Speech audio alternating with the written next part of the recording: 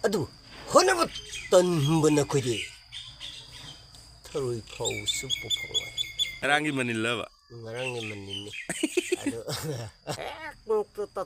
tatoinawi lanjala khizna lanjala aidi lan bulala hindi hek to loksan bineba sak pukam ani fugare sidu karo no lokchuk kudum chanbung kujagini mama.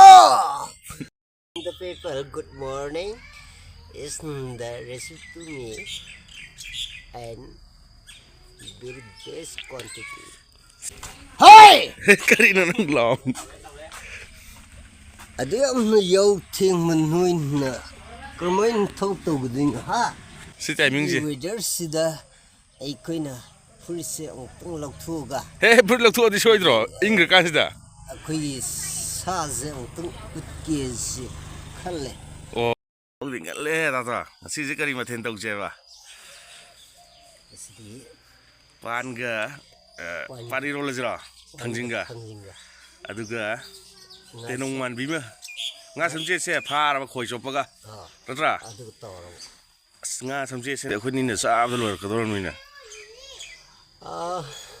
Sum sasala hindi maying tayo pa sum taon. Ado hoy sagi no thadaring. Ado yaw theng ba gaida amta thinam tangang ko. Yaw theng ba kamusing sidi thawam tamol or. Mai paroi. Thawak sudo mi pesala. Aduga honabot tan bumi sidi adum minay ay koy ngasi cover daw na koy hingise honabukan budi.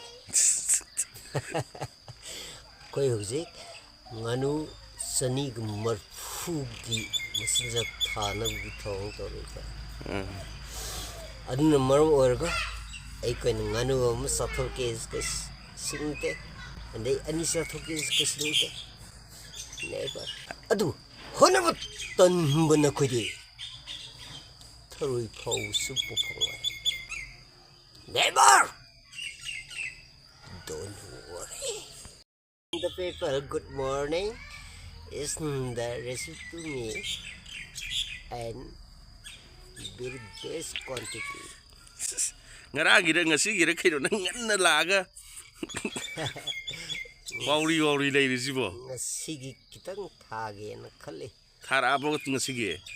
Thadi. Ngarangi manila ba. Ngarangi manini. Ado hujik thong hangausi. Ibu adu tawro na ha nang jidi bo. Adagi sugal pathok sidiwa. Any person discounted me.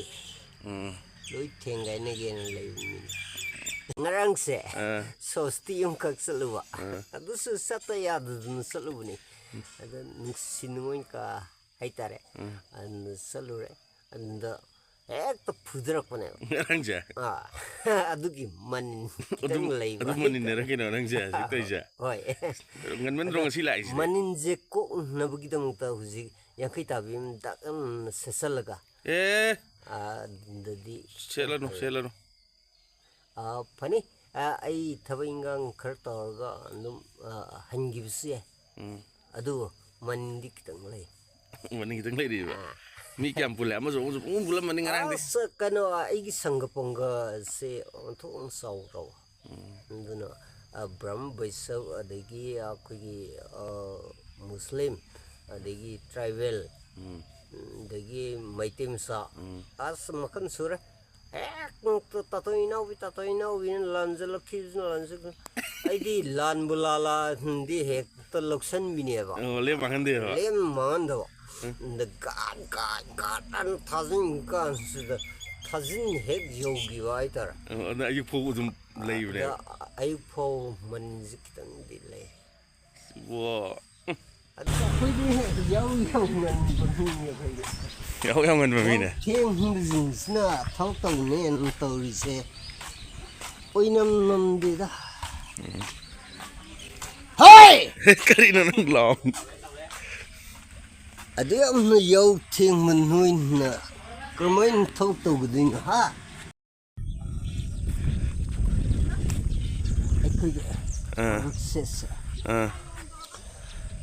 yam nice produce sina kun tarkdi plan se yam reko se kun temani temana se kun tukan sadoni kabra santoni facility schematic lani selection ke thai ne yang ha ngasi se weather si yam senba si timing ji weather si da ai koina furise ong lauthuga he put lok thu di soi dro ing ka si da koi sa ze ong utke si khalle oh weather si da nge koina sanaru bu zot adugo queen naga building ga torudo city so tare mama dusdo na ingon dagi hen bakak yaro ini yar ingro se put lok thu rai thai no me oh na ge yo sanaru bu je so to ge ba dim sel ingon do kari sang tazrunege hausi sara phun wanzale nga thongmani adusu injang budi panghau hau te nga thongmani ada fugare sak pukum ani fugare sidu karo no lok chukudum chan gujigini mama ai tan nam to lebi ram to ke no haro tan ke sage hebno mari cha ge mari tamandro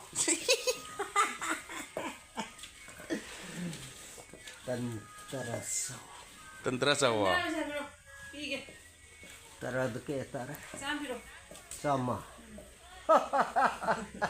lepas sama kita mesti berfungsi nanti listen love aku buat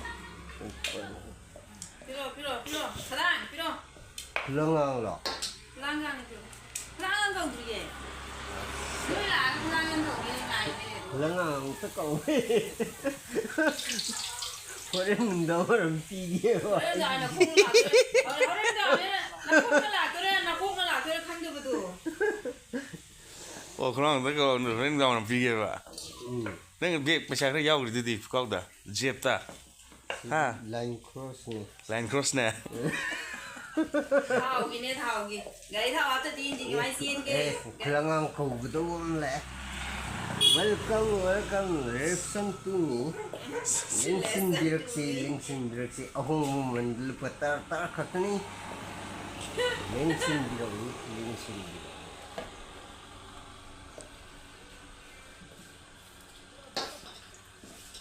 ta tan sabala pilibra ai nak kung ini nak dulu lah tu kau kau nak tu kau nak tak sih wari langang kau dia hai ang ta kau bio non kau rega sab mana ni siap mana bini ba gari tergedi saleh bisa saleh ya sebab salah ulam agak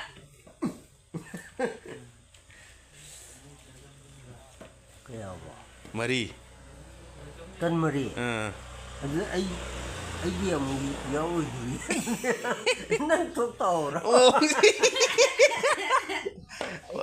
salah kera